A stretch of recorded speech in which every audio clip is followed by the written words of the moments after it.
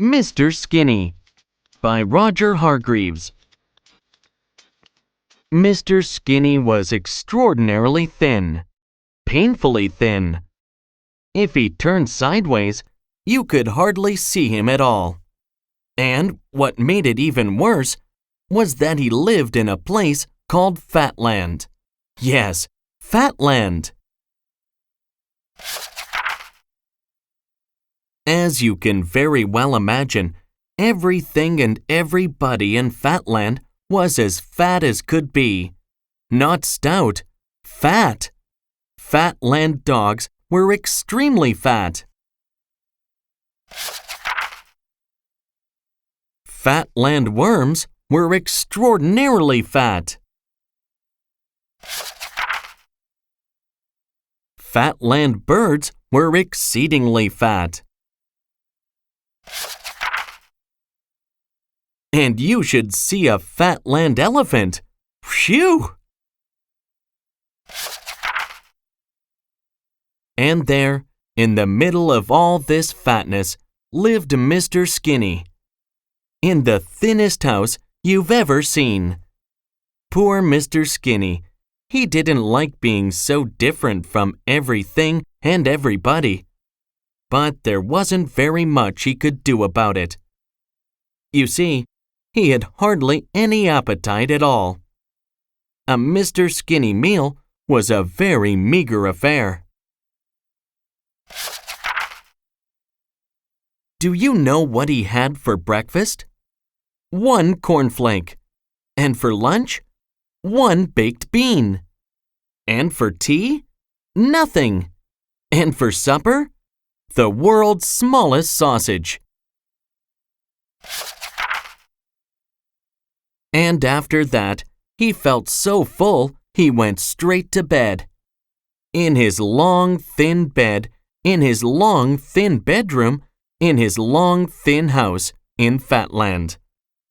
Oh, I do so wish I could do something about my appetite, he sighed to himself just before he went to sleep.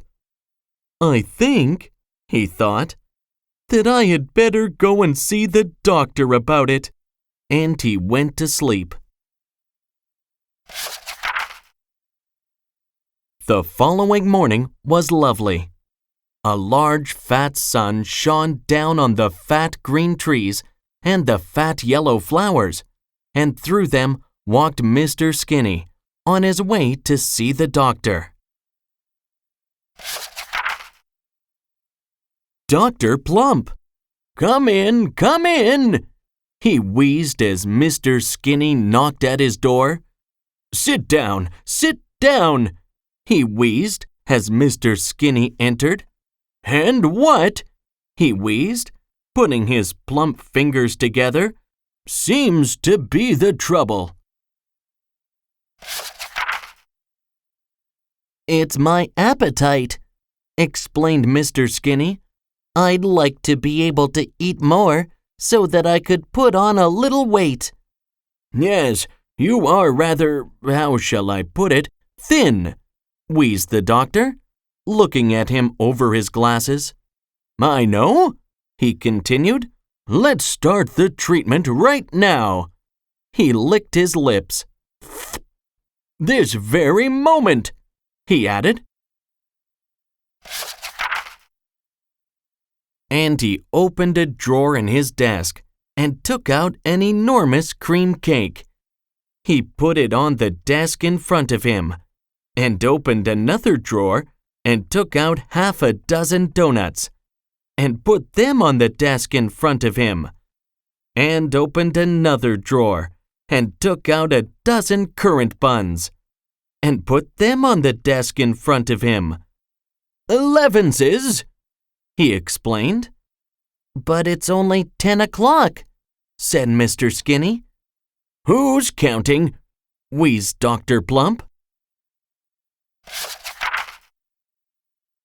And without further ado, he and Mr. Skinny ate the lot. Mr. Skinny ate a dab of cream, a donut crumb, and 1 currant. Dr. Plump ate the rest.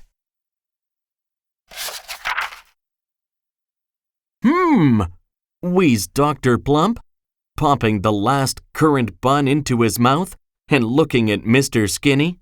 I see, he said, what you mean about your appetite. He thought for a moment. Only one thing for it, he wheezed.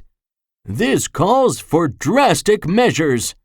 And he picked up his telephone in his podgy fingers and dialed a number.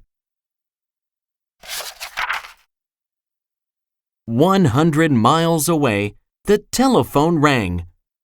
Brr, brr, brr, brr. Hello? Said a voice. Do you know whose voice it was? Mr. Greedy speaking, said the voice. Mr. Greedy listened to what Dr. Plump had to say. You'd like a Mr. Skinny to come to stay, he said. To build up his appetite? He added. Delighted, he agreed. And so, Mr. Skinny went to stay with Mr. Greedy. He stayed for a month. And during that time, Mr. Greedy did manage to increase Mr. Skinny's appetite. And so, at the end of the month, Mr. Skinny returned home, happy. With a tummy. A tummy was something Mr. Skinny had always wanted. I never knew I had it in me, he chuckled to himself. He was feeling so proud of his tummy, he decided to call in and see Dr. Plump on his way home. I say, wheezed Dr. Plump, looking him up and down. Congratulations! Tell you what, he went on, this calls for a celebration. And he opened his desk drawer.